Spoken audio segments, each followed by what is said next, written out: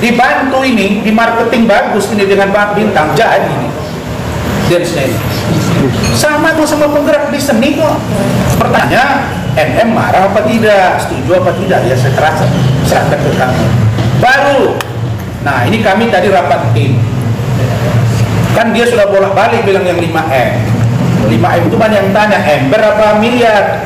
Nah sekarang saya jawab 5M kami tantangin, dan kalau dia bayar, semua yang hadir di sini wartawan 1 miliar saya bantu sama dia. Nah kamu tanya sama dia. Nah yang 1 miliar lagi tunggu nanti untuk biaya pernikahan. Tapi saya bilang jangan, nanti kamu dimarahin. Itu tergantung saya.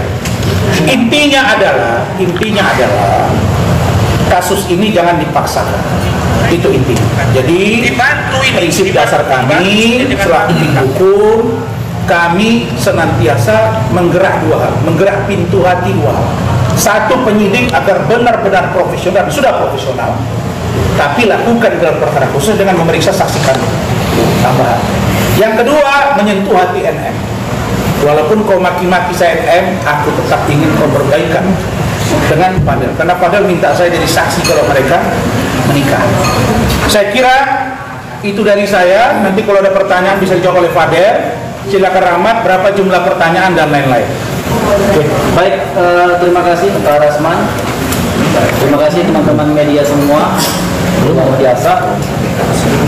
Pertama, saya menginformasikan kepada teman-teman semuanya bahwa tadi pemeriksaan terhadap saksi Eda Jul Fernandes itu dimulai sekitar pukul 3:30 atau 15.30 sampai dengan pukul 7 malam atau 19.00 atau sekitar 3,5 jam pemeriksaan.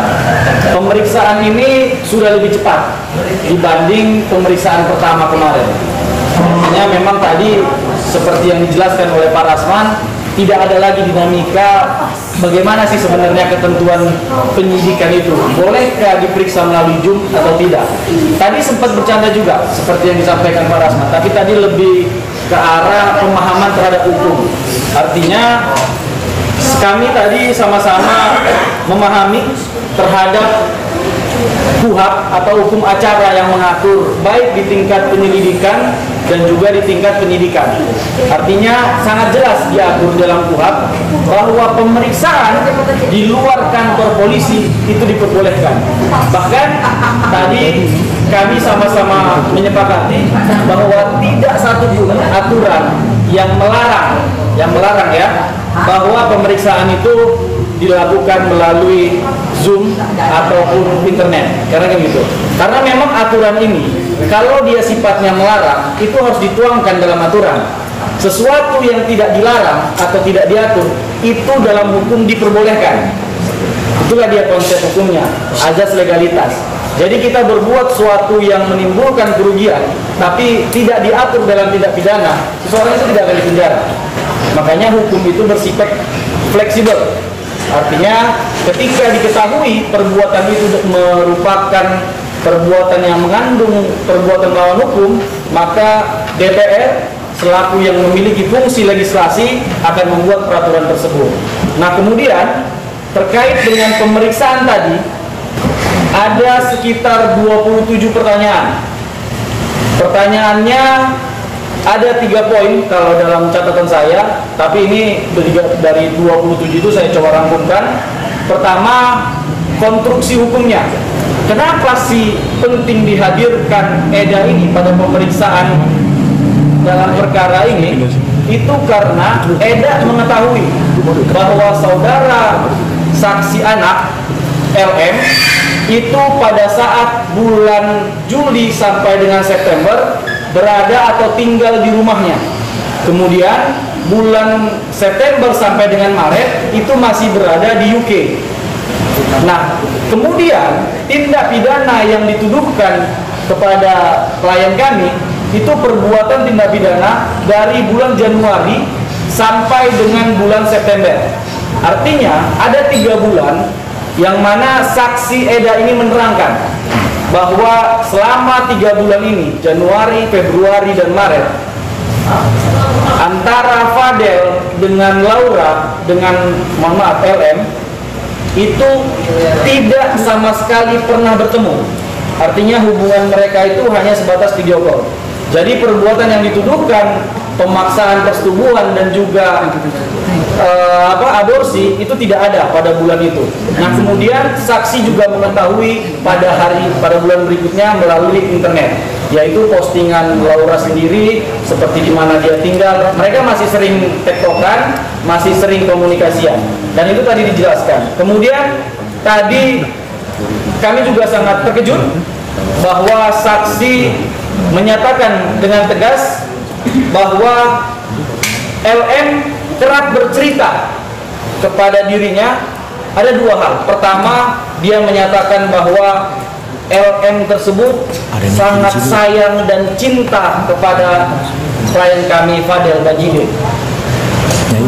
Dalam curhatannya, LM kepada saksi yang diperiksa menyatakan bahwa hanya Fadel yang memahami kondisi dia dan mengerti apa keinginannya. Itu yang pertama. Dan kemudian yang kedua, LM kerap curhat tentang bagaimana kondisi selama dia di Indonesia bersama dengan ibunya.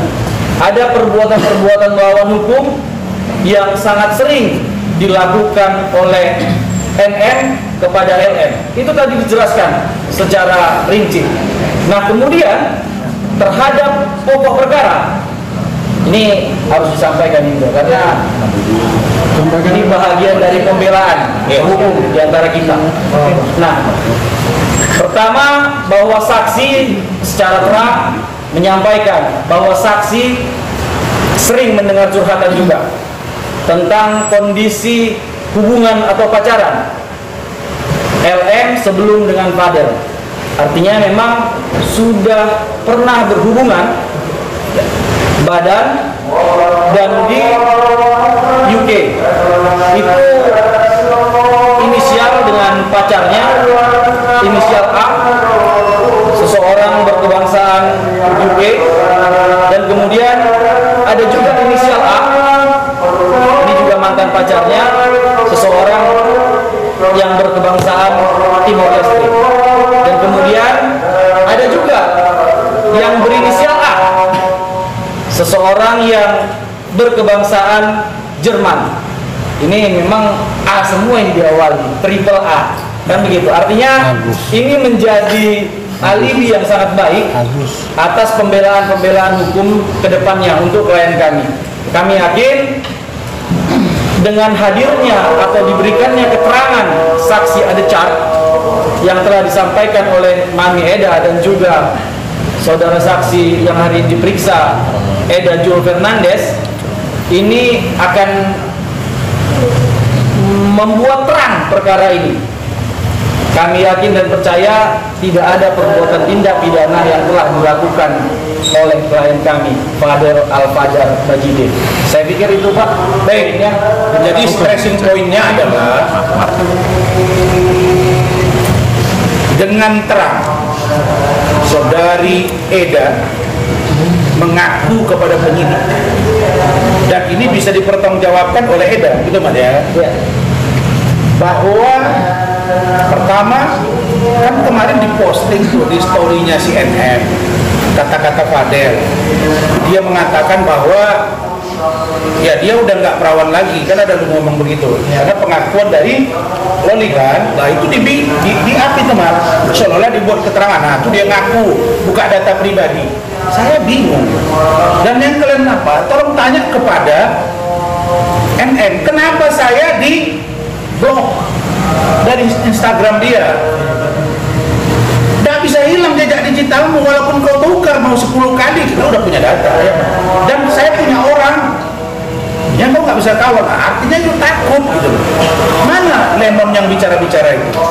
Kembali ke poin tadi, bahwa sudah ada pengakuan yang terang di luar LM sudah tidak gadis lagi sebelum dengan Fadel ya, sudah pernah berhubungan badan dengan dua laki-laki lain. Itu nama dia, berinisial A, satu orang UK, satu lagi orang Timur Leste, satu lagi kita nggak mau sebut karena dibuka itu malu. Tapi itulah yang terjadi, dan ini dicurhatin oleh LN kepada Eda. Nah pertanyaannya, terus apa yang dipersoalkan dengan saudara Fader? Nah jadi saya katakan ini makin diungkap, aib akan terungkap. Nah karena itu kami mengatakan bahwa sudah kita sudahi situasi ini, kita akhiri gitu. Nanti seperti apa kita lanjutkan, nanti bisa ditambahkan Bu Ida. Sebelum Bu Ida silakan Fader, kamu mau ngomong apa dengan situasi ini? Atau masih sayang nggak atau gimana? Maju. Oke, gimana Del? Oke, Del. Ada di saat kamu kan ada 3 orang nih kan, laki-laki yang dekat sama ini. Terus pas saat sama kamu di Indonesia, pernah dengar nggak bahwa Loli mungkin ada pacar atau ada cowok lain selain kamu? Jadi nggak ada, bahwa di Indonesia sih kan gue jaga Sekarang. Jadi kamu yakin itu cuma sama kamu aja? ya. Kalau di Indonesia sama gue aja. Kalau di UK mungkin banyak yang diumpetin ya, nggak tahu.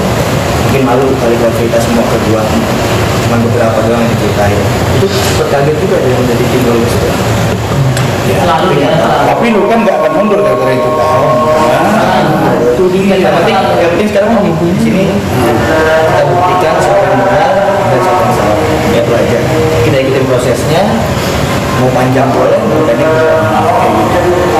Kalau direstui besok gimana? Mau? Kita lamar yang Dalam boleh loh pengajuan ke pengadilan, boleh. itu dapat Dispensasi. restuin dari siapa tuh? Kalau direstui kan? Wah itu dapat ini berarti tidak. Mau nggak, Del? Siap nggak, Del, kalau besok, Del? Oke. Jadi artinya saya tahu dia kan gini ya, kami dengan Rahmat tuh selalu meyakinkan dia. Lu sudah sayang sama dia, lu harus terima dia dalam keadaan apapun. Iya dong. Ya. Jadi di balik perilaku pasangan kita dulu itu ada nilai yang luar biasa jika kita menerima dia dalam keadaan apapun. Dan ingat, Loli juga bukan orang sembarangan. Kita harus akui bahwa dia punya mama juga dikenal, namanya NN. Persoalan dia ada masalah dengan ibunya tidak membuat kita mundur dari membantu dia. Ya. Jadi mencintai dia dan memiliki dia menjadi istri adalah sesuatu yang menurut saya baik buat Fader. Sungguh dia bisa dapat restu kalau dia di bawah umur. Kalau tidak lagi di bawah umur, itu urusan kalian. Saya juga nggak bisa campur. Begitu. Silakan Bu Ida kalau ada mau sampaikan. Pak Umar bersetuju Pak Umar? Pak Umar dia tidak mau komentar karena dari tadi beliau sudah bilang bahwa kasus ini Bang Rasman kok panjang ya gitu.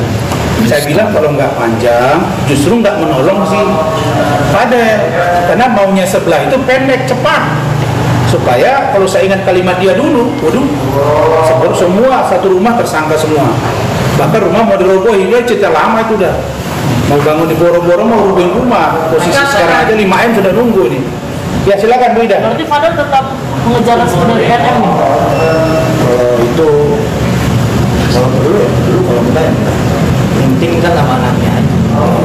Anaknya cinta boleh kita kasih. Ya Bu Ida silakan singkat. Saya hanya sedikit ya, karena dalam hal ini sebenarnya saya juga masih dalam kuasa ya Bang ya. Cuma saya sedih melihat cara-cara Nikita Mirzani ya. Maaf, seorang ibu, saya juga ibu. Alangkah baiknya untuk menutupi aib kita. Anak itu adalah aib kita. Nah, kalah jadi arang, menang jadi abu. Ya, untuk apa perseteru membuka aib anak kita sendiri? Nah, untuk itu sekali lagi pada Nikita Mirzani terang-terang aja sebut namanya karena dia juga terang-terang menyebut nama Bang Rasman dengan merendahkan orang. Janganlah selalu merendahkan orang. Siapa sih dirimu? Apa sempurna? Apa tidak ada apa namanya aib? Apa tidak ada rusak? Hari ini euforia dengan brodong-brodong itu kan jadinya saya terjun di sini karena saya nggak suka lihat perempuan seperti itu. Saya seorang ibu. Nah anak dibuka aib, sementara dia juga buka aib dirinya. Nah untuk apa ini? Nah dan kita Mirzani, ayo move on lah. Kamu sudah pulang umroh, coba istiqomah, tarik semua, mari kita berdamai. Yang ngasih umroh dimaki-maki, Ya, yang bawa iya. umroh dimaki-maki, Bu. Nah, mari kita berdamai dengan hati, berdamai dengan diri, berdamai dengan alam, dan kembali kepada kodrat kita sebagai seorang ibu. Mohon damai, tarik lagi semua. Mudah-mudahan ini akan lebih indah, dan percayalah Allah tidak akan pernah menggugurkan satu helai daun pun tanpa izinnya. Hari ini segala terjadi ini adalah izin Allah dan cobaan bagi perjuangan percintaan seorang LM dengan Fadel. Ini juga akan menjadi contoh. Saya melihat hari ini merinding saya. Apapun yang terjadi kepada LM, Fadel tetap menerimanya dengan rasa cinta yang dalam. Mungkin itu dari saya. Terima kasih. Semoga ini dapat jalan keluar. Jadi ada satu yang menarik. Kemarin saya di IDR sama ada yang nelfon, Bang, si dia sekarang sedang lagi happy tuh. Saya bingung, happy kenapa? Oh, udah ada itu yang baru. Oh, baru dikirim. Oh.